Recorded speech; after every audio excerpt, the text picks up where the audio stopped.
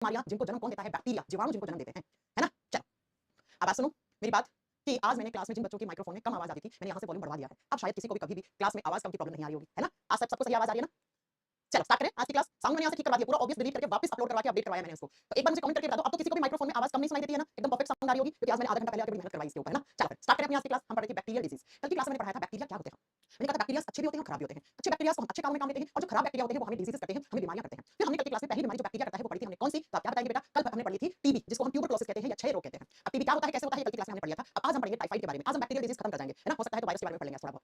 दूसरी बीमारी जो बैक्टीरिया करते हैं उसका नाम है टाइफाइड। टाइफाइड को हिंदी में कहते हैं मियादी बुखार या कभी-कभी टिपैदिक बुखार भी कहते हैं, टिपैदिक बुखार भी कहते हैं ना? क्या होता है टाइफाइड? टाइफाइड में होता क्या है? सबसे पहले टाइफाइड करता कौन है? एक बैक्टीरिया करता है। तो इसका पैथोजन, पैथोजन का मतलब क्या होता है? बच्चों को बताया था, रोग जनक, जो रोग को जन्म दे, बीमारी को जन्म दे, उसको पैथोजन कहते हैं, है ना? और कौन करता है? तो बच्चों टाइफाइड करता है साल्मोनेला टाइफी नाम का एक बैक्टीरिया। बैक्टीरिया का नाम आपको इंग्लिश में लिखना है, हिंदी में लिखना है तो सेम नाम लिख लो, साल्मोनेला टाइफी। ये बैक्टीरिया होता है बच्चों, ठीक है? और ये बैक्टीरिया किसमें रहता है? तो ये बैक्टीरिया इसका वेक्टर कौन हो गया? इसका वाहक कौन हो गया? यानी कि क्या आप उल्टा सीधा खा लेते हो, क्या कर लेते हो जिसकी वजह से आपको टाइफाइड हो सकता है? तो टाइफाइड जो होती है बच्चों वो होता है कंटामिनेटेड फूड। कंटामिनेटेड का मतलब होता है बच्चों प्रदूषित खाना। अरे ऐसा खाना खा लिया जिसमें टाइफाइड वाला बैक्टीरिया था, इसे बोलते हैं, इसको हिंदी में बोलते हैं दूषित भोजन या प्रदूषित भोजन। या आपने ऐसा पानी पी लिया जिसके अंदर टाइफाइड वाले बैक्टीरिया थे, तो आप बताएंगे ये कंटामिनेटेड फूड या कंटामिनेटेड वाटर से हो जाता है बच्चा, या किससे हो जाता है? Contaminated water. यानी कि ऐसा पानी पी लिया आपने जिस पानी के अंदर ये बैक्टीरिया थे।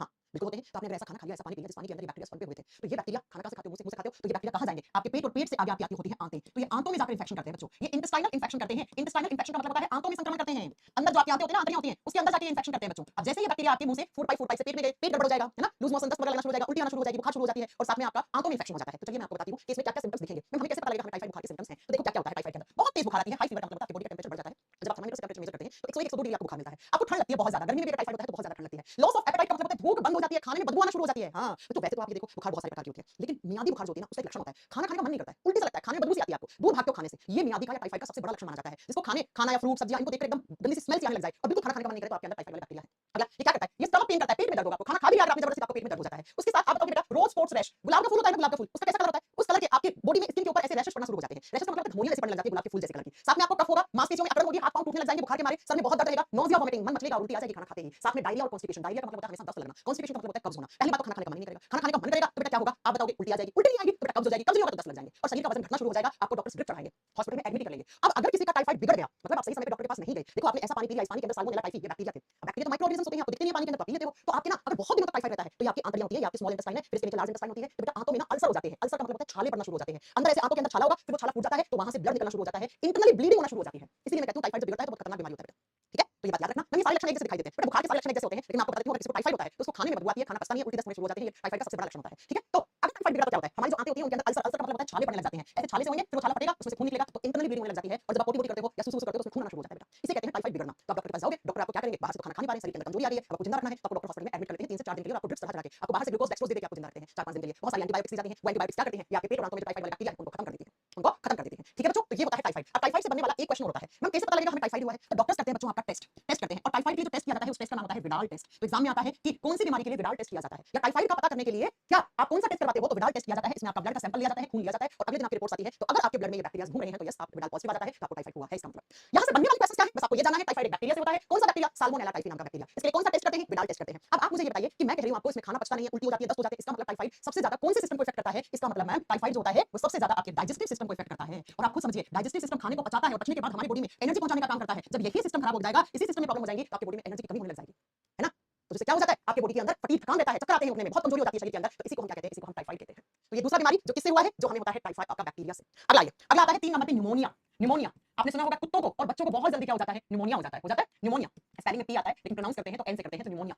न्यूमोनिया किसकी वजह से होता है? छोटे बच्चों को न्यूमोनिया बहुत हो जाता है एसी में रखने पर। आपने सुना होगा हॉस्पिटल में स्टाफ और नर्स की कामचोरी की वजह से छोटे बच्चे का न्यूमोनिया बिगड़ गया, छोटे बच्चे को एसी के अंदर रख दिया और उसके फेफड़ों में पानी भर गया, उसका न्यूमोनिया बिगड़ गया, बच्चे की वहां डेथ हो गई, हॉस्पिटल के ऊपर केस कर दिया पेरेंट्स ने, है ना? ऐसा होता है ना? तो न्यूमोनिया किसकी वजह से होता है? तो आप बताओगे न्यूमोनिया का पैथोजेनिक बैक्टीरिया होता है, ये भी एक बैक्टीरिया से होने वाली बीमारी है। कौन सा बैक्टीरिया? इस बैक्टीरिया के दो नाम है, दो प्रजाति है। पहला लिखो डिप्लोकोकस बैक्टीरिया, डिप्लोकोकस, या दूसरा नाम आपके एग्जाम में आ जाए तो स्ट्रेप्टोकोकस। डिप्लोकोकस और स्ट्रेप्टोकोकस हिंदी में सेम नाम है बेटा, आप लिख सकते हो डिप्लोकोकस बैक्टीरिया। कल मैंने आपको बताया था कोकस बैक्टीरिया का शेप कैसा होता है, अब आप लोग बताओ कैसा होता है? डिप्लोकोकस या स्ट्रेप्टोकोकस दो बैक्टीरिया होते हैं, ये बैक्टीरिया कहां रहते हैं? इसका वेक्टर क्या है बच्चों? ये बैक्टीरिया ना नमी वाले, जहां पे इनको मॉइस्चर मिलता है ना उस जगह ज्यादा रहते हैं। जैसे एसी, ऐसे पानी निकलता है, नीचे बाल्टी लगा रखी है आपने, उस बाल्टी का पानी आप साफ नहीं कर रहे हैं, उसमें न्यूमोनिया वाला बैक्टीरिया बन जाता है। आपने घर में घड़ा रख रखा है, घड़े के अंदर पानी डालते हो, सफाई नहीं करते हो, उसके अंदर क्या हो जाता है? न्यूमोनिया वाला बैक्टीरिया हो जाता है। बाथरूम में अगर आपने बाल्टी में 3-4 दिन से पानी भर के रखा है, उससे न्यूमोनिया हो जाता है। बारिश के मौसम में हमारी बालकनी में छत पे पानी ठहरा हुआ है, उसकी सफाई नहीं करते हो, तो उसकी वजह से आपको न्यूमोनिया हो सकता है। कूलर से न्यूमोनिया हो सकता है, कूलर में छोटी-छोटी बूंदें आती है पानी की, कूलर की, अगर आपने कूलर के पानी को चेंज नहीं कर रहे हो 2-4 दिन के अंदर कर देना चाहिए बेटा, तो आपको न्यूमोनिया हो सकता है। तो याद रखिएगा कि इसका वेक्टर क्या होता है? हमेशा ये बैक्टीरिया कहां रहता है? जहां पे मॉइस्चर होता है। मॉइस्चर का मतलब होता है नमी वाली जगह ज्यादा रहता है। ठहरा हुआ पानी पड़ा है, एसी एसी कप, एसी से निकलने वाला पानी, आपके फ्रिज में आपने बोतल बहुत दिनों से भर के रखी है ना, समझ रहे हो मेरी बातों को? तो आप याद रखिएगा जहां पे भी मॉइस्चर वाला एरिया होता है या फिर छोटी-मोटी वाटर ड्रॉपलेट्स होती हैं, छोटी-मोटी जल की बूंदें अगर मिल जाएं, जल की बूंदें अगर आपके नाक से या मुंह से चली जाएं तो बॉडी में तो क्या हो जाता है बच्चों, निमोनिया वाला बैक्टीरिया एंटर कर जाता है। तो एसी चल रहा है, एसी की आपने 2-4 साल से सर्विस नहीं करवाई, पानी वानी इसके अंदर ड्राई आइस डलती है, ड्राई आइस से ही आप जानते होंगे शायद कि पानी वानी कैसे निकलता है, कैसे काम करता है, नहीं जानते तो फिर से पढ़ोगे ना। तो जैसे ही पानी निकलता है तो पानी की बूंदें, उन बूंदों में अगर ये बैक्टीरिया था तो आप कहां से, नाक वाक से छोटी-छोटी ड्रॉपलेट्स चली जाती हैं और ये बैक्टीरिया जाते हैं सीधे और सीधे आपके लंग्स में। लंग्स में जाके इन्फेक्शन करते हैं बच्चों। अब आप खुद समझ सकते हो कि जो बैक्टीरिया कहां पहुंच गया, फेफड़े में पहुंच गया, तो खतरा ही खतरा है भैया। क्या करता है निमोनिया वाला बैक्टीरिया? पहले ये सुनो कि ये करता क्या है।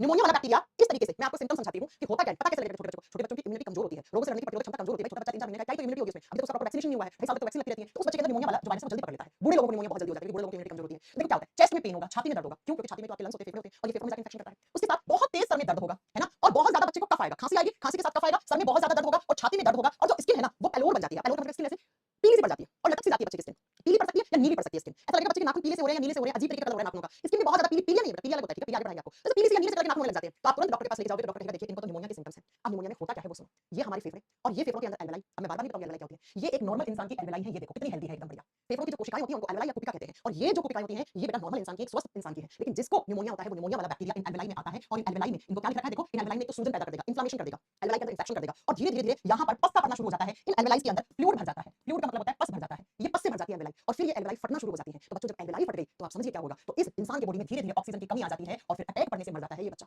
जिसको हम लोग आम भाषा में कह देते हैं क्या, निमोनिया बिगड़ना, बच्चे का निमोनिया बिगड़ गया था तो अटैक आके मर गया था बच्चा, ऐसा आप सुनते होंगे, ठीक है। तो क्या होता है इसके अंदर हमारे फेफड़ों की जो सेल्स होती हैं जिनको एल्वेलाई कहते हैं, उन एल्वेलाई के अंदर जाता है निमोनिया वाला बैक्टीरिया और वो जाकर इन्फेक्शन कर देता है, वहां पे पस भर देता है और जिसकी वजह से कुछ दिनों के बाद ये एल्वेलाई ब्लास्ट करना शुरू कर देती है, ये खराब हो जाती है और इस बच्चे के अंदर ऑक्सीजन की कमी हो जाती है और इस बच्चे को वेंटिलेटर पे शिफ्ट करना पड़ता है और अगर प्रॉपर ऑक्सीजन किसी समय नहीं मिल पाती है, ऑक्सीजन की सप्लाई बंद हो जाती है तो इसको अटैक करके वो इंसान मर सकता है। हेल्दी पर्सन की एल्वेलाई ऐसी होनी चाहिए, लेकिन ये देखो बेटा ऐसे ऐसे फ्लूइड भर गया है, ठीक है, फ्लूइड का मतलब होता है तरल पदार्थ भर जाता है, इन्फेक्शन कर देता है बैक्टीरिया से। तो आपको क्या लिखना है इसमें, आपको लिखना है कि जो निमोनिया होता है उसमें कौन सा सिस्टम इफेक्ट होता है, तो लंग्स कौन सा सिस्टम का हिस्सा है, रेस्पिरेटरी सिस्टम, तो ये बीमारी बच्चों के श्वसन तंत्र को प्रभावित करती है और बच्चों जिस बीमारी में श्वसन तंत्र प्रभावित होता है तो अब मुझे बताने की जरूरत नहीं है कि जिस बीमारी में श्वसन तंत्र प्रभावित होता है उस बीमारी में हमेशा और हमेशा इंसान के बॉडी में किसकी कमी हो जाती है, ऑक्सीजन की कमी हो जाती है और ऑक्सीजन की कमी से इंसान को अटैक करके वो मर सकता है, ठीक है। अब मैं क्या इससे बचने के लिए मार्केट में इंजेक्शन है, वैक्सीन है, जी हाँ बिल्कुल, छोटे बच्चों को 1 साल के अंदर अंदर निमोनिया का वैक्सीन लगा दिया जाता है। अब मैं वैक्सीन का नाम क्या है बेटा, इस वैक्सीन का नाम क्या है, या तो देखो 2 तरीके की वैक्सीन आती है, सिंपली वैक्सीन के ऊपर लिखा होता है निमोनिया वैक्सीन या उस वैक्सीन के ऊपर नाम लिखा होता है डिप्लोकोकस निमोनिया वैक्सीन या लिखा होता है स्ट्रेप्टोकोकस निमोनिया वैक्सीन। आपने अगर पहले ना जब आप लोग डीडी नेशनल देखा करते थे ना उस समय ऐश्वर्या राय एक ऐड करती थी, अगर आपने देखा हो तो बच्चों को डिप्लोकोकस का इंजेक्शन जरूर लगाएं, बच्चों को स्ट्रेप्टोकोकस का इंजेक्शन जरूर लगाएं ताकि आपके बच्चे निमोनिया जैसी खतरनाक बीमारी से बचते रहें, यही ना, ये आपने देखा होगा कभी ऐड। तो बच्चा इसका जो वैक्सीन है उसका अलग से नाम नहीं है, हाँ इसका वैक्सीन है मार्केट में, वैक्सीन इज अवेलेबल, 1 साल के अंदर 11-12 महीने या 13-14 महीने तक बच्चा डॉक्टर लगा देता है निमोनिया का वैक्सीन,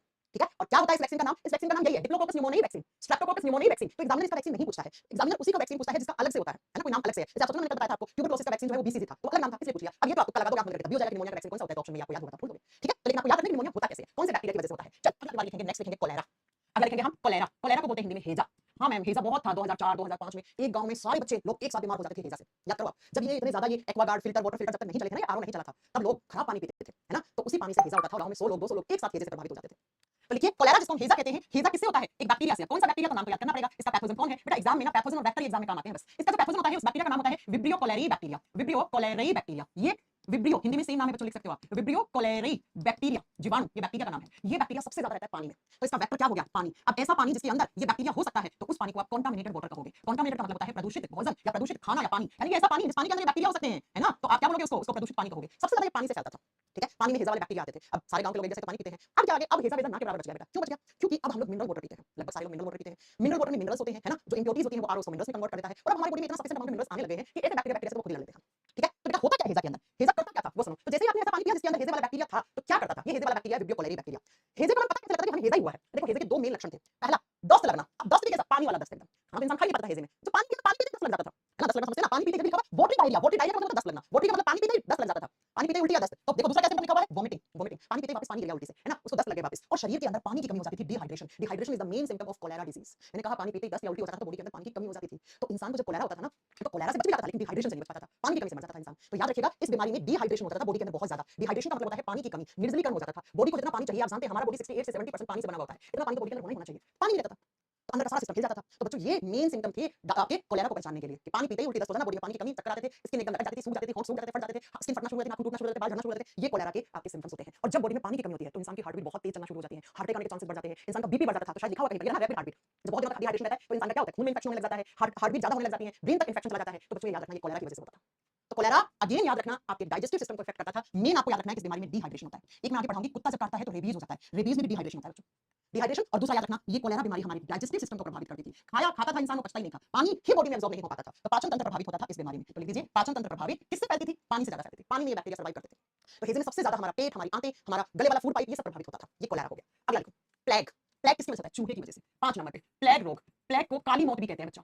इसी बीमारी का दूसरा नाम रखा गया था ब्लैक डेथ, काली मौत। इंसान का शरीर काला पड़ जाता था। अब कैसे? तो अभी बताते हैं। काली मौत बोलते थे बेटा, इंसान काला पड़ के मर जाता था। सबसे पहला प्लेग किसकी वजह से होता है? एक बैक्टीरिया की वजह से। इसका पैथोजन क्या है? पैथोजन का मतलब होता है बेटा रोगजनक। इसको भी एक बैक्टीरिया जन्म देता था। और कौन सा bacteria? Yersinia pestis. Yersinia pestis ये एक बैक्टीरिया का नाम है बच्चों, सेम नाम हिंदी में है। ये जीवाणु है। और ये जीवाणु किसमें होता है? इसको लेके कौन घूमता है? तो ये जीवाणु सबसे ज्यादा पाया जाता है चूहों में। ठीक है, चूहों में पाया जाता है। और बेटा चूहों के आसपास जहां चूहे रहते हैं ना, उनके आसपास ना ऐसे एक अजीब टाइप के फ्ले रहते हैं। फ्ले का मतलब होते हैं, मैं आपको कैसे समझाऊं, बिना पंख वाली मक्खी होती है, उनको फ्ले कहते हैं, जो खून चूसती है। आपने देखा कि एक अलग टाइप की मक्खी होती है, वो उड़ जाती है। अभी फोटो दिखाऊंगा मैं आपको उसकी। उड़ जाती है और जब स्किन पे बैठती है तो खून चूस लेती है। मच्छर नहीं होता है, ये मक्खी होती है एक टाइप की। हिंदी में बोलते हैं इनको पिस्सू। पिस्सू अगर आपने सुना हो कभी तो, हाँ पिस्सू कहते हैं बेटा, ये वही पिस्सू है। अब होता क्या है, ये प्लेग फैलता कैसे है? तो आओ मैं आपको बताती हूँ। ये प्लेग जैसे आपने सुना कुत्ते के काटने से रेबीज होता है, वैसे चूहे के काटने से आपको प्लेग हो जाता है। कैसे होता है प्लेग? वो सुनो। ये चूहा है, ठीक है, ये चूहा है और इस चूहे के अंदर प्लेग वाले बैक्टीरिया है ना। अब इस चूहे को काट लिया किसने? इस मक्खी ने काट लिया। फ्ले, फ्ले जिसको पिस्सू बोलते हैं हिंदी में। तो इस मक्खी ने चूहे को काटा बच्चों, देखा ना, फ्ले ड्रिंक्स रेड्स ब्लड, यानी चूहे का खून पीती है ये मक्खी। तो इस मक्खी ने जब चूहे का खून पिया तो चूहे के खून में ये बैक्टीरिया थे। अब यही मक्खी हमारे शरीर पे बैठी हमारा खून पी गई, तो ये मक्खी के अंदर क्या था? ये बैक्टीरिया आ गया। तो चूहे से ये बैक्टीरिया इस मक्खी में आया। मक्खी का इसको हिंदी में पिस्सू कहते हैं, ठीक है, फ्ले कहते हैं इंग्लिश में। अब जैसे इसने आपको काटा या आपके खाने वाने को ये मतलब जूठा कर गई, ये मक्खी खाने पे बैठ गई, कोई फ्रूट पे बैठ गई, वही खाना वही फ्रूट आपने खा लिया, तो आपके बॉडी में क्या आ जाते हैं? ये यर्सीनिया पेस्टिस नाम का बैक्टीरिया आ जाते हैं और ह्यूमंस क्या हो जाते हैं? इन्फेक्शन हो जाता है। यही साइकिल दिखाया कि होता कैसे है प्लेग। तो इस मक्खी ने अगर हमें काट लिया, बाइट कर लिया, हमें हमारा खून चूस लिया, तो बेटा आपको क्या हो जाता है? प्लेग हो जाता है। अब इस प्लेग में होता क्या है? इसके सिम्पटम्स क्या है? तो देखो ऐसा होता है प्लेग। बुखार बुखार आती है, सर में दर्द होता है, वो तो नॉर्मल चीजें, लेकिन ये देखो हाथ पांव के पहले नाखून ऐसे काले से पड़ना शुरू हो जाते हैं, ऐसे ऐसे। यहाँ पे ब्लड सर्कुलेशन बंद हो जाता है।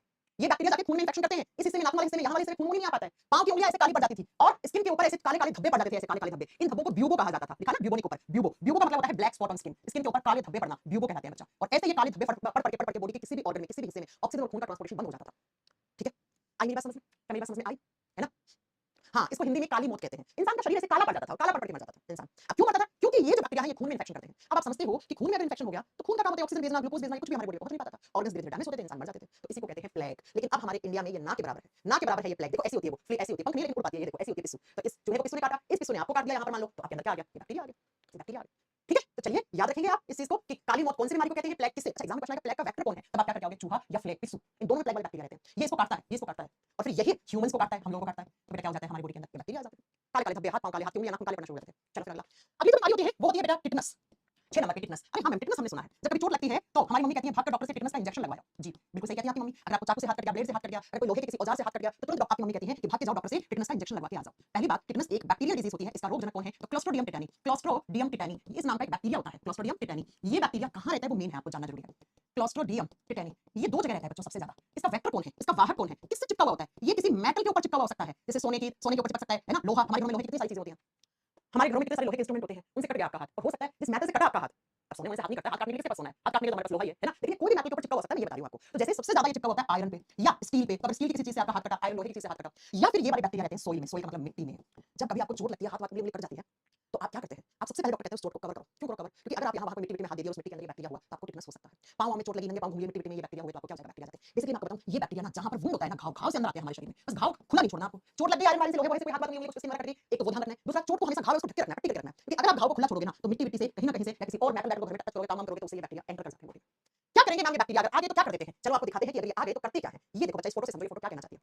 ये फोटो कहना चाहती है कि आपको यहाँ पे चोट लगी, आपने इस घाव को खुला छोड़ दिया और आप ऐसे मिट्टी में घूमे, गार्डन में घूमे, तो ये मिट्टी के अंदर के बैक्टीरिया आएंगे और ये ऐसे ऐसे ऐसे आपके खून में चले जाएंगे। घाव है तो मतलब वहां पे ब्लड वेसल्स, रक्त वाहिकाएं टूट गई हैं, खून निकल रहा है और उसी खून के अंदर से घुस के टिटनस वाले बैक्टीरिया ये आपकी बॉडी में एंटर कर जाएंगे। इसीलिए कहते हैं कि आप कभी भी चोट लगती है तो उसको खुला ना छोड़े। अब हमें टिटनस हो गया कि नहीं हो गया है, उसके क्या क्या लक्षण है? बुखार आएगा, जी हाँ, बीपी बहुत हाई हो जाता है टिटनस वालों का, बहुत अच्छा सिम्टम है। अगर आपको चोट लगी, घाव आपने खुला छोड़ दिया था और एंटी टिटनस का इंजेक्शन नहीं लगवाया आपने, टिटनस वाला इंजेक्शन लगवाया, उसके 8 दिन बाद देख रहे हो कि आपको बुखार आ रही है और आपका बीपी, ब्लड प्रेशर ज्यादा हो रहा है, तेज हो रहा है, मांसपेशियों में आपके क्रैम्प पड़ रहे हैं एकदम बहुत ज्यादा, और आपके जबड़े लोक हो गए। बेटा इसका मेन सिम्टम होता है लॉक जो का मतलब होता है जबड़े लोक हो गए। ये जबड़े देखो कितना अच्छे से चल रहे हैं, लेकिन अगर किसी को टिटनस हो जाता है, जबड़े ऐसे होते हैं, ना वो खा पाता है ढंग से, ना वो पानी पी पाता है ढंग से। लोग जो डिजीज बोलते हैं इसको, जबड़े लोग हो जाते हैं बेटा, दोनों जबड़े आपस में चिपकना शुरू हो जाते हैं, मुंह खुलता नहीं है प्रॉपर्ली लोगों का, और बहुत ज्यादा पसीना आता है और जबड़े लोग हो जाते हैं, तो कोई भी चीज यहां से खा नहीं पाते हो, खा लेते हो तो वो निगल नहीं पाते हो, इस हिस्से से निगलने में प्रॉब्लम हो जाता है।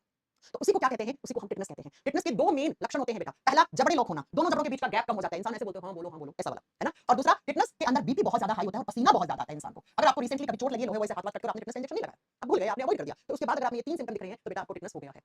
अब जैसे ही आपको लोहे वोहे से चोट लगी, कोई घाव पड़ गया, तो आपको डॉक्टर के पास जाना है और डॉक्टर को कहना है हमें टिटनस का इंजेक्शन लगा दो। तो डॉक्टर कौन सा वैक्सीन लगाता है? तो इस टिटनस के लिए जो वैक्सीन आती है उस टीके का नाम होता है डीपीटी। टिटनस के लिए जो वैक्सीन आती है उसका नाम होता है डीपीटी। अच्छा, ये इंजेक्शन एक या 3 बीमारियों से बचाता है। एक इंजेक्शन 3 बीमारियों से बचाता है, इसलिए हम इसको ट्रिपल एंटीजन कहते हैं। ट्रिपल एंटीजन वैक्सीन, ट्रिपल का मतलब क्या होता है? 3 एंटीजन वैक्सीन। बच्चों ये 3 बीमारियों से बचाता है। एक वैक्सीन 3 बीमारियों से बचाती है। अब सुनो, इस डी का मतलब होता है यहाँ पर आप बताओगे डिप्थीरिया। डी का मतलब होता है डिप्थीरिया। डिप्थीरिया भी एक बैक्टीरिया से होती है, अभी आपको बताएंगे, ठीक है। डिप्थीरिया। और इस पी का फुल फॉर्म होता है, सॉरी पी का फुल फॉर्म होता है पर्टुसिस। पर्टुसिस का मतलब होता है काली खांसी। काली खांसी क्या होती है बेटा? काली खांसी मतलब 2 महीने से खांसी आ रही है, रुकी नहीं, उसे काली खांसी कहते हैं। और इस पी का मतलब होता है टिटनस। टिटनस तो एक इंजेक्शन लगाओ, 3 बीमारियों से राहत पाओ। डिप्थीरिया परटूसिस टिटनस, परटूसिस को वुफिंग कफ बोलते हैं, काली खांसी, इंग्लिश में वुफिंग कफ बोलते हैं। तो डिप्थीरिया परटूसिस टिटनस डीपीटी का जो वैक्सीन होता है वो एक ट्रिपल एंटीजन वैक्सीन होता है, ये 3 बीमारियों से बचाने वाला वैक्सीन होता है।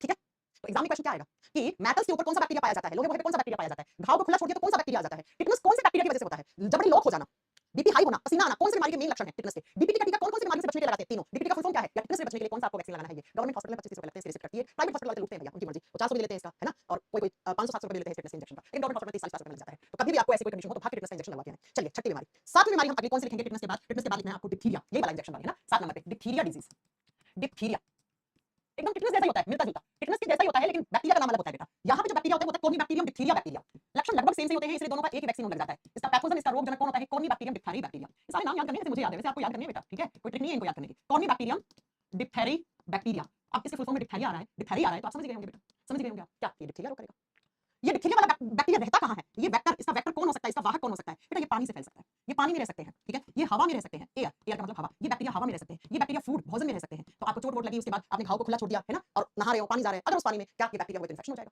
है ना, ये एयर ड्रॉपलेट इन्फेक्शन कहा जाता है, एयर ड्रॉपलेट का मतलब होता है हवा की छोटी छोटी बूंदों के अंदर, हवा में जो आपका मॉइस्चर होता है ना, जो वाटर ड्रॉपलेट्स होती है ना, उनसे हो सकता है। अब मैम क्या होता है डिप्थीरिया में, तो देखो आपको दिखाते हैं डिप्थीरिया में होता क्या है, सेम ना, सबसे ज्यादा डिप्थीरिया ऐसा होता है, अभी फोटो देखने में आपको अच्छी नहीं लगेगी, मुझे भी पता है किसको अच्छा लगता है, देखो हो क्या रहा है, इसका ये गले का जीभ का पीछे वाला हिस्सा है ना, यहाँ पस पड़ जाता है बेटा, ऐसा पीले कलर का पस पड़ जाता है, और जो आपके टॉन्सिल्स होते हैं ना, ये टॉन्सिल्स फूल जाते हैं, इंसान खाना ना निगल पाता है ना अच्छे से खा पाता है, खाना खाने में खाना निगलने में बहुत दर्द होता है इस हिस्से में, ऐसा हो जाता है बेटा डिप्थीरिया, ऐसा होता है, देख रहे हो आप इतना खतरनाक होता है डिप्थीरिया, लेकिन मैं इस बीमारी के बारे में इतना पता क्यों नहीं है, अरे भैया इसलिए नहीं पता क्योंकि टिटनस का इंजेक्शन लगवाते हैं तो डिप्थीरिया का साथ में लग जाता है, तो जागरूकता नहीं है इसके बारे में, जबकि आप देखो इस बीमारी के बारे में आपको चीज बताती हूँ, ये देखो 8638 cases reported in 2021 world wide, पूरे विश्व में 2021 में 8638 केस थे इसके डिप्थीरिया के, है ना, अब देखो किसको इफेक्ट करती है डिप्थीरिया, नाक और अंदर की तरफ थ्रोट, थ्रोट का मतलब गले वाला हिस्सा, गले और अंदर की तरफ नाक वाला जो फैरिंक्स वाला पीछे वाला हिस्सा होता है, यहाँ पे इन्फेक्शन हो जाता है, ये बैक्टीरिया जाते हैं मैंने कहा खाने से फैल सकते हैं, तो खाना में खाया तो बैक्टीरिया में रह जाते हैं, खाना पेट में चला गया, वो इन्फेक्शन करते रहते हैं, वो इन्फेक्शन करते हैं, तो गले में सूजन हो जाएगी, खाना निकल नहीं पाओगे, आंखें लाल कलर की हो जाएंगी, नाक से पानी बहना शुरू हो जाएगा, और जो हमारी गर्दन में जो क्या होती है लिम्फ नोड्स होती हैं, टॉन्सिल्स होती हैं, उनमें इन्फ्लेमेशन, उनमें सूजन आ जाती है, और गले से आप कुछ निकल नहीं पाते हो, कैसे फैलता है, तो देखो ये ड्रॉपलेट इन्फेक्शन होता है, अब ड्रॉपलेट इन्फेक्शन का मतलब होता है कि अगर एक इंसान के मुंह में डिप्थीरिया वाला बैक्टीरिया है, उसके पास में आप बैठ गए, उसने छींक दिया, उसने खांस दिया, तो ड्रॉप्स जो आपके मुंह तक आपके नाक तक आएंगे तो आपके अंदर बैक्टीरिया आ जाता है, आपने उसका जूठा खाना खा लिया, उसके साथ उसका जूठा पानी पी लिया तो आपके अंदर हो सकता है, तो ये एक इंसान से दूसरे इंसान में बिल्कुल फैलता है, बिल्कुल फैलता है। अब आप पूछोगे मैम इसका प्रिवेंशन क्या है, बचाव क्या है, तो बेटा छोटे बच्चों को 6 से 6 और 14 वीक में, जब बच्चा 6 वीक का 10 वीक का या 14 वीक का हो जाता है तो उसको डिप्थीरिया का वैक्सीन दे दिया जाता है, टिटनस का वैक्सीन देते हैं छोटे बच्चों को, हाँ बिल्कुल टिटनस का वैक्सीन गवर्नमेंट प्राइवेट दोनों हॉस्पिटल में लगता है, ठीक है, तो ये आपको याद रखना है कि ये टिटनस का डिप्थीरिया में कुछ ऐसा होता है बेटा, और अच्छे से देखना है, देखो ऐसी गर्दन ऐसी हो जाएगी, फूल जाएगी, मुंह में ग्रे कलर का म्यूकस है ना, ग्रे कलर का मल्टी कलर का ऐसा म्यूकस चिपचिपा पदार्थ बनना शुरू हो जाएगा, बुखार हो जाएगा, बॉडी में कहीं पर भी छाले होने खुजलाओगे खून निकल जाएगा, विस्कस होता है छाले, और इंसान की ऐसी स्टेज आ जाती है कि वो सांस लेने में भी उसको तकलीफ महसूस होती है, तो ये इसके मेन सिम्पटम्स होते हैं बच्चों।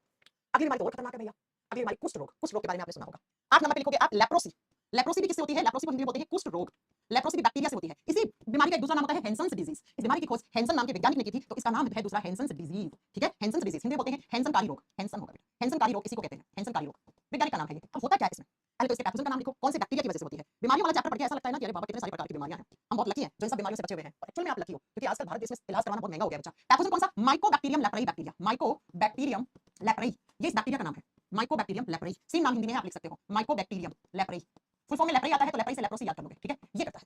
इसका वेक्टर कौन है, इसका वेक्टर तो हवा है भैया, वाहक कौन है, एयर में आ गया ये बैक्टीरिया, अब हवा से कोई बस थोड़ी पाता है। दूसरा ये स्किन टू स्किन फैलता है, एक इंसान की स्किन में अगर लेप्रोसी हो गया तो दूसरे इंसान अगर उसके कपड़े पहन लिया, उसे हैंडशेक कर लिया, उसके आसपास घूम फिर लिया तो हो जाता है, ठीक है। क्या होता है लेप्रोसी में, देखो स्किन सड़ना गलना शुरू हो जाती है, स्किन में पहले छाले से पड़ेंगे फिर वो छाले ऐसे फूटेंगे, ये देखो बेटा, ये होता है लेप्रोसी, लेप्रोसी कुष्ठ रोग, काया का रोग मतलब स्किन का रोग, स्किन के ऊपर इस तरीके के छाले पड़ते हैं बच्चों, ये देखो, फिर ये छाला बड़ा होता है, बड़ा होकर फटता है, इससे पस और खून निकलता है, इसे कहते हैं लेप्रोसी। देखो क्या लिखा हुआ है, light colour spots on the skin, light colour मतलब हल्के रंग के स्पॉट्स पड़ने लगाते हैं स्किन के ऊपर, मांसपेशियां कमजोर हो जाती हैं, हाथ पांव में नमनेस आ जाती है, नमनेस का मतलब सूनापन, काम नहीं करेंगे ऐसा लगेगा हाथ पांव। अब देखा क्या न्यूज़ में सुना होगा आपने, आज से लगभग 1.5-2 साल पहले हमारे राजस्थान में गायों के अंदर बीमारी फैल रही थी, हमारी बहुत सारी गाय माता की डेथ हो गई इस बीमारी से, हमारी खुद की मौसी के पास गाय थी उनकी डेथ हो गई थी, किस बीमारी की वजह से, लंपी डिजीज, है ना, याद है आपको, अगर कोई राजस्थान से रहने वाला होगा तो उसे पता होगा ये चीज, बेटा यही बीमारी गाय में आई थी अभी 2 साल पहले, जिसको हमने क्या कहा था, जिसको लंपी डिजीज कहा था, लंपी रोग कहा था, गाय के शरीर के ऊपर ऐसे बड़ा सा रसोली जैसा, रसोली समझते हो, बड़ी सी गांठ होती थी, वो गांठ फटती थी और आपने क्या हो जाता था, उस फटने से, उस गांठ के फटने से, उस लंप के फटने से, उस गांठ को लंप बोलते थे इंग्लिश में, वो लंप फटता था और फटने से गाय के शरीर के अंदर का खून बाहर निकलता था, गाय की मौत हो रही थी, बहुत सारी गाय मर गई थी उस लंपी डिजीज से राजस्थान में, है ना, तो ये वही था, ये इंसानों में हुआ था तो लेप्रोसी, आज भी साउथ अफ्रीका साइड ये बीमारी बहुत ज्यादा है, हाँ कोड रोग इसी को कहते हैं, कोड रोग इसी का नाम दिया था बेटा, कोड रोग इसी को कहते हैं। अगर आपने हिस्ट्री पढ़ी होगी तो बेटा हिस्ट्री में लिखा हुआ आता है कि गांधी जी ने कुष्ठ रोग के लिए दवा बनाई थी, बहुत सारी जड़ी बूटियों को पीस के एक दवा बनाई थी, अगर आपने हिस्ट्री पढ़ी होगी तो उसमें आपने पढ़ा होगा, ठीक है, ठीक है बच्चों, तो ये लेप्रोसी से बचने के लिए बाद में वैक्सीन लगाया गया था, इसका मास लेवल पे वैक्सीनेशन किया गया था, इसका टीकाकरण हुआ था, ये टीका लगता है LEPF1 नाम से, और ये किससे बचाता है, LEPF1 ये लेप्रोसी से बचाता है, एक तरीके का स्किन इंफेक्शन होता है, त्वचा संक्रमित हो जाती है, स्किन के ऊपर ऐसे बड़ा सा रसोली जैसा बहुत बड़ा सा क्या आप बताओगे गांठ होती है, वो गांठ फटती है और बस खून निकलता है, ऐसे नाम ही खून बहता है जब वो फटती है, गाय में तो बहुत गंदे तरीके से हुई थी, तो ये लेप्रोसी होती है बच्चों। अगली बीमारी लिखेंगे हम, दो जो मैं नेक्स्ट बीमारी लिखवा रही हूं ना, ये दोनों होती है STD। अब STD क्या होता है, नंबरिंग आपने कर लेना अपने हिसाब से, अगली बीमारी का नाम लिखना है सिफिलिस, सिफिलिस डिजीज, सिफिलिस, और उसके बाद अपन गोनोरिया पढ़ेंगे। सबसे पहले सुनो सिफिलिस डिजीज होता क्या है, ये भी एक बैक्टीरिया की वजह से होता है, इसका पैथोजन कौन है, इसका रोगजनक कौन है, तो इसका भी रोगजनक एक बैक्टीरिया होता है, कौन सा बैक्टीरिया, तो लिखेंगे Treponema, Treponema Treponema palladium bacteria, Treponema palladium bacteria, ये था बेटा ट्रेपेनोमा पैलेडियम, ये बैक्टीरिया। अब इस बीमारी के बारे में आपको एक चीज याद रखनी है, ये एक एसटीडी होता है। अब एसटीडी का मतलब वो पीसीओ सेंटर नहीं है, एसटीडी का फुल फॉर्म होता है सेक्सुअली ट्रांसमिटेड डिजीज, यौन संचरित रोग, सेक्सुअली ट्रांसमिटेड डिजीज, यानी कि सेक्सुअल इंटरकोर्स के थ्रू एक इंसान से दूसरे इंसान में जो बीमारी फैल जाए उसे हम यौन संचरित रोग कहते हैं। यौन संबंध के थ्रू एक इंसान से दूसरे इंसान में जो बीमारी फैलती है उसे सेक्सुअली ट्रांसमिटेड डिजीज कहते हैं। ये बीमारी सेक्सुअल ऑर्गन से फैलती है, मेल टू फीमेल और फीमेल टू मेल दोनों हो सकता है। ये जननांगों द्वारा फैलती है, सेक्सुअल ऑर्गन से फैलती है, या ये बीमारी आती है यूरिनरी ट्रैक्ट से। यूरिनरी ट्रैक्ट का मतलब क्या होता है बेटा? यूरिनरी ट्रैक्ट का मतलब होता है मूत्र मार्ग, यूरिन करने वाला जो मार्ग होता है, जो रास्ता होता है, उससे फैलता है। पब्लिक टॉयलेट्स यूज करते हैं, है ना? पब्लिक टॉयलेट्स यूज करते हैं तो हो सकता है आप पब्लिक टॉयलेट यूज करने गए हैं तो उससे पहले कोई इंसान ऐसा टॉयलेट करने गया हो जिस इंसान को सिफिलिस आपको हो सकता है। या बच्चों सेक्सुअल ऑर्गन्स के through male to female to male ये बीमारी ट्रांसमिट हो सकती है, इसलिए हम इसको एसटीडी कहते हैं। एग्जाम में क्वेश्चन आता है कि इनमें से कौन सी बीमारी है जो एसटीडी है। अभी तक मैंने आज पहली बीमारी करवाई है ये जो ये एसटीडी है। क्या होता है इसके अंदर वो देखो। सिफिलिस में होता क्या है? सेक्सुअल ऑर्गन्स के ऊपर इस तरीके के देखो छाले पड़ जाते हैं, ऐसे खून से भरे हुए छाले। स्टेज 1 में क्या लिखा हुआ है? सोर फॉर्म्स ऑफ जेनाइटल। जेनाइटल का मतलब होता है जननांग अंग, या मुंह में भी पड़ सकते हैं ऐसे छाले, या रेक्टम वाले पार्ट में। और स्टेज 2 में क्या होता है? पूरी स्किन पे इस तरीके के छाले पड़ना शुरू हो जाते हैं ऐसे, और इनमें ईचिंग होती है, बहुत ज्यादा खुजली होती है, और फिर क्या हो जाता है? ये फटते हैं तो बहुत ज्यादा पेनफुल प्रोसेस होती है। ये सिफिलिस के मेन सिम्टम है बेटा, मेन सिम्टम ये सिफिलिस का है। लड़कियों को सिफिलिस बहुत जल्दी होता है बिकॉज़ लड़कियों को यूरिनरी ट्रैक्ट इंफेक्शन ज्यादा होते हैं पब्लिक टॉयलेट्स यूज करने से। ये सारे सिम्टम्स आप देख सकते हैं। ये इसके उपचार बता रखे, उपचार का बचाव बता रखे, कैसे बचे? तो बेटा इससे बचने के लिए एक तो पब्लिक टॉयलेट्स मत यूज कीजिए, यूज कर रहे हैं तो उसके बाद हाथ अच्छे से आपको मतलब कुछ भी सेफ वगैरह आती है, ये सब यूज करना चाहिए, लड़कियां जानती होंगी इन चीजों को, है ना? बाकी सेक्सुअली ऑर्गन्स मतलब बच के रहो भाई ऐसे लोगों से, ऐसे लड़का वैसे लड़की जिसको सिफिलिस हो, है ना? दूरी रहो भैया उनसे, समझ रहे हो आप लोग? दूरी रहो उनसे, ठीक है बच्चों? तो ये सिफिलिस डिजीज होता है। बस आपको यहाँ पर जो बात याद रखनी है ना वो ये याद रखनी है कि ये जो बीमारी है ना ये एसटीडी है। अगला एक ऐसा बीमारी होता है दूसरा गोनोरिया। ऐसा ही बीमारी है गोनोरिया, सेम बीमारी मतलब ऐसी की ऐसी है गोनोरिया। गोनोरिया स्पेलिंग सही लिखी है मैंने, एक मिनट में। गोनोरिया की स्पेलिंग में हमेशा कंफ्यूजन है। गोनो डबल आर एच ए आएगा, डबल आर एच ए नहीं होती है शायद ना गोनोरिया। गोनोरिया ये गोनोरिया भी एक तरीके की बच्चों सेक्सुअली ट्रांसमिटेड डिजीज होती है। देखो मैं आपको दिखाती हूँ, ध्यान से समझना। गोनोरी करके बैक्टीरिया होते हैं। देखो फीमेल से मेल में भी आ सकती है, मेल से फीमेल में भी आ सकती है। कैसे आएगी? तो वही सेक्सुअल ऑर्गन से, सेक्सुअल इंटरकोर्स के थ्रू मेल टू मेल आ जाती है। दूसरा आप याद रखेंगे और कैसे हो सकती है ये फैल सकती है बच्चों यूरिनरी ट्रैक्ट से। इसमें क्या होता है? तो इसमें आप देखो एक तो बहुत ज्यादा पेट के निचले हिस्से में दर्द रहता है। अगला आप बताओ बेटा जब इंसान यूरिन करने जाता है, पेशाब करने जाता है तो उसके पेशाब में जलन होती है या उसको दर्द होता है बहुत ज्यादा पेशाब करने में, इसलिए लिखा हुआ है पेनफुल यूरिनेशन। पेनफुल यूरिनेशन का मतलब होता है पेशाब करते पेशाब में जलन होती है, बहुत ज्यादा दर्द महसूस होता है। लड़कियों को या लड़कों के जो सेक्सुअल ऑर्गन्स होते हैं, जो आउटर जेनाइटल ऑर्गन्स होते हैं, उनसे डिस्चार्ज होता रहता है, व्हाइट कलर का म्यूकस निकलता रहता है, सेक्सुअल ऑर्गन्स में सूजन आ जाती है, बहुत ज्यादा दर्द होता है, तो ये इसको गोनोरिया कहते हैं। बस याद रखने वाली बात यहाँ पे यही है, निजीरिया गोनोरी बैक्टीरिया। बैक्टीरिया नाम लिखना है आपको इसमें तो लिख लेना। इसमें भी पैथोजन लिख लो, कौन सा पैथोजन है, इसका रोगजनक कौन है? रोगजनक, इसका रोगजनक होता है निजीरिया गोनेरेई बैक्टीरिया। निजीरिया गोनोरेई बैक्टीरिया ये बच्चा बैक्टीरिया होता है। अब फैलती कैसे है? तो आप लिख सकते हो इसका वेक्टर क्या हो गया? ये एसटीडी है, सेक्सुअली ट्रांसमिटेड डिजीज है, यौन संचरित रोग है। बस सेक्सुअल ऑर्गन्स में इन्फ्लेमेशन हो जाता है, यूरिन वगैरह पास करते हैं तो बहुत ज्यादा दर्द होता है, और बॉडी में छाले से हो जाते हैं सेक्सुअल ऑर्गन्स के ऊपर, इचिंग लग जाती है उन छालों में, पड़ते हैं तो उनसे खून आना शुरू हो जाता है। ये कुछ ऐसे सिम्पटम्स होते हैं। मेन यहाँ पर बात याद रखने वाली सिर्फ ये है कि जो सिफिलिस और गोनोरिया होता है ये दोनों एसटीडी होती है, यानी कि दोनों के दोनों यौन संचरित रोग है, ये याद रखना है। बस ये आपकी सारी बैक्टीरियल डिजीज खत्म हो गई। एक और लास्ट लिख लो, फूड पॉइजनिंग। फूड पॉइजनिंग भोजन विषाक्तता लास्ट बैक्टीरियल डिजीज है, नंबरिंग कर देना। फूड पॉइजनिंग कुछ भी खाना खाओ जहर का काम कर रहा है ना? फूड पॉइजनिंग को बोलते हैं भोजन विषाक्तता। कहते नहीं है कि यार कल मैंने स्ट्रीट फूड खाया था, कल तो मैंने लिट्टी चोखा खाया था ये ठेले पे, कल से मेरे पेट में दर्द है, बस उसी को कहते हैं फूड पॉइजनिंग, उसी को कहते हैं फूड पॉइजनिंग। बच्चा ऐसा खाना खाया जिस खाने में खराब बैक्टीरिया थे। अब बैक्टीरिया खाना मतलब सड़ गया था, आलू प्याज सड़ गए थे, आलू टमाटर सड़ गए, उनके अंदर बैक्टीरिया लगे थे, उसी आलू से बना हुआ उसी प्याज से बना हुआ, आपने कुछ भी खा लिया बना हुआ। तो कौन से बैक्टीरिया करते हैं? तो लिखना क्लोस्ट्रोडियम, क्लोस्ट्रोडियम बोट्यूलिनम, बोट्यूलिनम ये बैक्टीरिया होते हैं। ये बैक्टीरिया सड़ी हुई चीजों में होते हैं बच्चों, ये सड़ाती है चीजों। आलू सड़ गया उसमें, टमाटर सड़ गया उसमें, उसी सड़े हुए आलू को आपको गोलगप्पे में से आलू का मसाला बना के खिला दिया। ये किस में रहते हैं? ये फूड में रहते हैं बच्चों, भोजन में रहते हैं। अब उसी आलू की टिक्की बना के आपको खिला दी ठेले वाले ने, है ना? वो खाया, पेट में जाएंगे और पेट में इंफेक्शन हो जाएगा, स्टमक में जाके ये गड़बड़ कर देते हैं आपका पेट, उल्टी आती है, दस्त आता है, पेट में दर्द होता है, उल्टी दस्त शुरू हो जाते हैं, पेट में दर्द शुरू हो जाता है और आपको ऐसा लगता है भैया क्या खा लिया, जहर जहर खा लिया क्या हमने, इसलिए बोलते हैं फूड पॉइजनिंग, भोजन विषाक्तता, फूड पॉइजनिंग। मैम एचआईवी कैसे होता है? एचआईवी तो हम डिटेल में वीडियो आपके क्लास में लेंगे, रुकिए। तो याद है आपको जब मैंने ये क्लास स्टार्ट करी थी तो आपको मैंने एक साथ सारी बैक्टीरियल डिजीज का नाम लिखवाया था कि हम ये एक-एक करके सारी बैक्टीरियल डिजीज पढ़ेंगे। ये देखो बेटा, मेरे हिसाब से तो कोई नहीं छुट्टी होगी, बाकी देख लेते हैं अगर कोई छुट्टी है तो। ये 10 तो आपको मेन याद करनी है। देखो कोलेरा, विब्रियो कोलेराई, टाइफाइड मियादी Salmonella typhi, tuberculosis Mycobacterium tuberculosis, leprosy Mycobacterium leprae, pneumonia Diplococcus pneumoniae, plague Yersinia pestis, diphtheria Corynebacterium diphtheriae, tetanus Clostridium tetani, food poisoning Clostridium botulinum और सिफिलिस ट्रिपेनोमा पैलेडियम। और एक और 11वीं पे लिखना gonorrhoea, शायद ये छुट्टी भी थी ना, गोनोरिया। ये सारी बीमारियां जीवाणुओं से होती हैं, आपको याद रखने पड़ेंगे इनके नाम।